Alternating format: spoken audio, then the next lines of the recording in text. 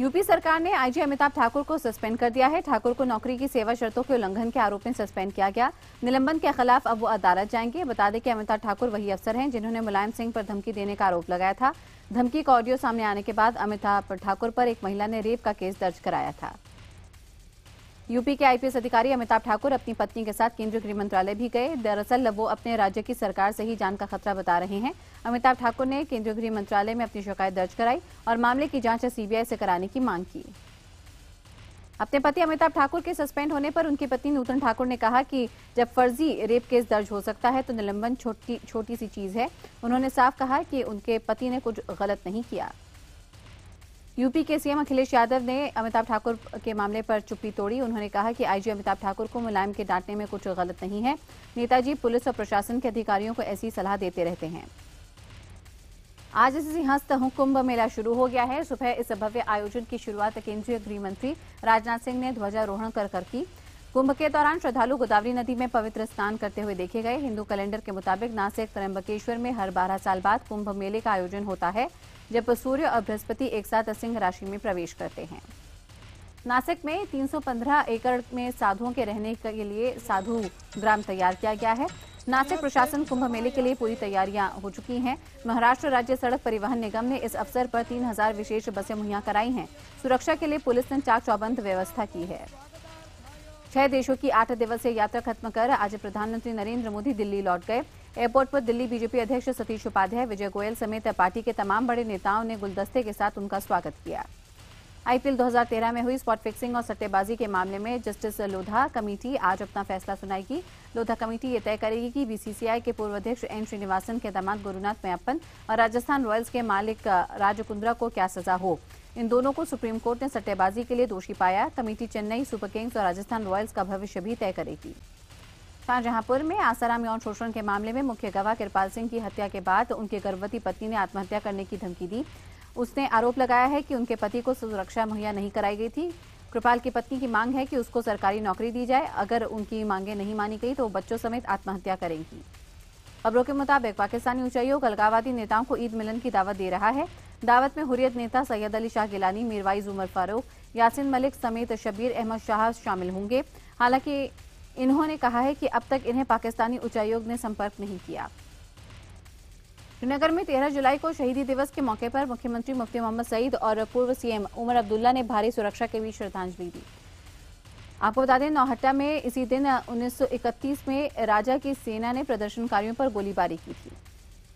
जम्मू कश्मीर में आतंकवादियों का एक नया वीडियो सामने आया है। 11 आतंकवादियों का ये वीडियो फेसबुक पर डाला गया। ये वही आतंकवादी हैं जो हाल ही में हिजबुल मुजाहिदीन में शामिल हुए थे। इस वीडियो में कश्मीर पुलिस का एक पूर्व सिपाही नसीर भी है जो सरकारी AK-47 लेकर भागा था। कहा जा रहा है ये वीडियो पुलवामा या शोपियां में शूट हुआ है। हाल ही में बीजेपी के महासचिव बने कैलाश विजयवर्गीय ने व्यापम घोटाले को एक छोटा घोटाला बताया। इससे बीजेपी कार्यकर्ताओं के मनोबल पर कोई असर नहीं पड़ेगा, ऐसा कहा कैलाश विजयवर्गीय ने। व्यापम घोटाले के सवाल पर विजयवर्गीय ने कहा कि यह आपके लिए बड़ी घटना है, लेकिन हमारे लिए छिटपुट घटना। इससे जिसका मनोबल गिरा हो वो चिंता करे, हमारे लोगों का मनोबल नहीं गिरा। सुप्रीम कोर्ट के आदेश के मुताबिक सोमवार से सीबीआई ने व्यापम घोटाले की जांच शुरू की। टीम ने दस्तावेज इकट्ठा करना शुरू किया। सोमवार को एसटीएफ ने आईजी कमल मौर्य और राजेश सिंह चंदेल ने घोटाले से जुड़े कुछ दस्तावेज सीबीआई को सौंपे। वहीं महासंपर्क अभियान में भोपाल आए बीजेपी अध्यक्ष अमित शाह ने बैठक से पहले सीएम शिवराज सिंह चौहान से लंबी बातचीत की। शिवराज के लिए राहत की बात यह रही कि पार्टी अध्यक्ष ने कार्यकर्ताओं के सामने उनकी जमकर तारीफ की। अपने भाषण में अमित शाह ने व्यापम घोटाले का एक बार भी जिक्र नहीं किया। सोनिया गांधी की इफ्तार पार्टी में विपक्षी नेताओं का बड़ा जमावड़ा रहा। नीतीश, शरद पवार, उमर अब्दुल्ला समेत कई बड़े नेता पार्टी में आए। माना जा रहा है कि इस बहाने मानसून सत्र से पहले विपक्षियों को एकजुट करने की कोशिश की गई। पटना में लालू प्रसाद यादव ने राजभवन के सामने शक्ति प्रदर्शन किया। केंद्र सरकार ने जातिगत जनगणना के आंकड़े सार्वजनिक करने की मांग को लेकर आरजेडी ने यहां शक्ति प्रदर्शन किया। लालू यादव ने खुली जीप में मार्च किया। आम आदमी पार्टी विधायक मनोज कुमार को कोर्ट ने 14 दिनों के लिए तिहाड़ जेल भेज दिया। मनोज पर धोखाधड़ी का आरोप है। मनोज की जमानत अर्जी पर अदालत में आज सुनवाई है। महाराष्ट्र विधानसभा के मानसून सत्र के पहले ही दिन विपक्ष ने सरकार को किसानों के मुद्दे पर घेर लिया। कांग्रेस और एनसीपी ने फडणवीस सरकार के खिलाफ जमकर नारेबाजी की। उनकी मांग है कि किसानों का कर्ज को पूरी तरह से माफ किया जाए। गाजीपुर के एसएसपी वैभव कृष्ण का तबादला रुकवाने के लिए लोग सड़कों पर उतर आए। दरअसल वैभव कृष्ण अपराधियों के साथ ही सत्ताधारी दल के नेताओं की आंखों की किरकिरी बने थे। माना जा रहा है कि वैभव का तबादला मंत्रियों के दबाव में हो रहा है। गुजरात के गोधरा में एक टैंकर के बेकाबू होने से 2 युवकों की मौत हो गई। सीसीटीवी में कैद टैंकर ड्राइवर से गाड़ी पर से संतुलन खोने की तस्वीरें आई हैं। पहले टैंकर बेकाबू होकर सड़क पर आगे खड़े ट्रक से जा टकराया और इसके बाद वो दूसरी तरफ मुड़ा और सड़क के पार बाइक पर मौजूद 2 युवकों और बगल में खड़े 2 लोगों को रौंद दिया। गुजरात के सूरत में दर्दनाक हादसे की तस्वीरें सामने आई, जिसमें एक शख्स की मौत हो गई। बताया जा रहा है कि यह घटना 11 जुलाई की है। स्कूटर सवार के सड़क पार करने के दौरान एक कार आती है और उसे कुचल देती है। इसके बाद कार चालक फरार हो जाता है। हादसे में स्कूटर सवार की वहीं मौत हो जाती है। अहमदाबाद के BMW हिट एंड रन मामले में दोषी विस्मय शाह को कोर्ट ने 5 साल की सजा सुनाई। इससे पहले अहमदाबाद कोर्ट ने विस्मय को दोषी करार दिया। फरवरी 2013 में हुए विस्मय ने अपनी कार से 2 बाइक सवारों को टक्कर मारी थी। दोनों की मौके पर मौत हो गई थी। कोर्ट ने विस्मय को मृतकों के परिवार को 5 लाख का मुआवजा देने का हुक्म सुनाया। करनाल में तेज रफ्तार कार ने फ्लाईओवर के नीचे सो रहे 2 लोगों को कुचल दिया, जिसमें उनकी मौत हो गई। वहां मौजूद लोगों ने कार सवार तीनों युवकों को पकड़ा, पुलिस के हवाले किया, लेकिन कार में सवार एक युवक मौके से फरार होने में कामयाब रहा। आजमगढ़ में एक युवती ने अपने ही प्रेमी पर रेप का मुकदमा दर्ज कराया। दरअसल युवती का प्रेमी यहाँ पे शादी के बाद प्रेमी ने पति को अपने संबंधों की बात बता दी, जिसकी वजह से पति पत्नी का तलाक हुआ। उसके बाद महिला अपने प्रेमी के घर के बाहर धरने पर बैठ गई। दिल्ली के यमुना बिहार में ट्रिपल राइडिंग और बिना हेलमेट के लिए रोकने के लिए चालान काटने पर कुछ लोगों ने पुलिस वालों की पिटाई की। पुलिस ने इन तीनों पर मामला दर्ज किया है, गिरफ्तार किया है। यूपी के गाजीपुर के मुर्का गांव में दबंगों के कहर का शिकार हुआ एक बेघर परिवार पिछले 1 हफ्ते से लगातार धरने पर है।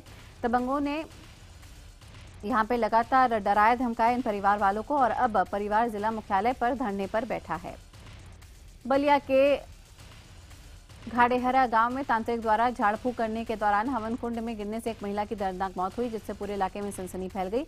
इस मौके पर हमने देखा कि किस तरीके से तांत्रिक जो था वो फरार हो गया और अब पुलिस पूरे मामले की तफ्तीश कर रही है। LBS एकेडमी में गोलीकांड के आरोपी ITBP जवान चंद्रशेखर को लेकर पुलिस चंडीगढ़ से मसूरी पहुंची। आरोपी की निशानदेही पर पुलिस ने जंगल में LMG सहित 93 जिंदा कारतूस बरामद किए।